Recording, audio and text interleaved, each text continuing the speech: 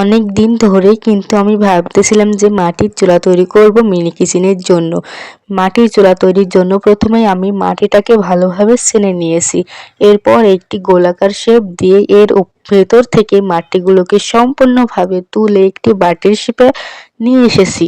এরপর এর উপর খাঁজ কাটা করে দিয়ে এর উপর পানি দিয়ে একটি মাটির দড়ি বানিয়ে এর উপর ভালোভাবে অ্যাটাচড করে দিয়েছি। এরপর এটিকে ভালোভাবে একটি বাটির শেপে নিয়ে এসেছি।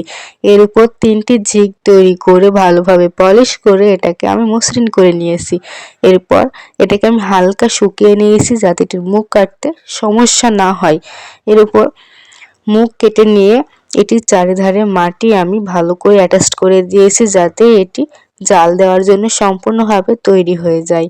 এই যে তৈরি হয়ে গেল আমার সুন্দর মাটির চুলাটি। তো চুলাটি তোমাদের কেমন লেগেছে কমেন্ট করে জানাতে ভুলবে না কিন্তু।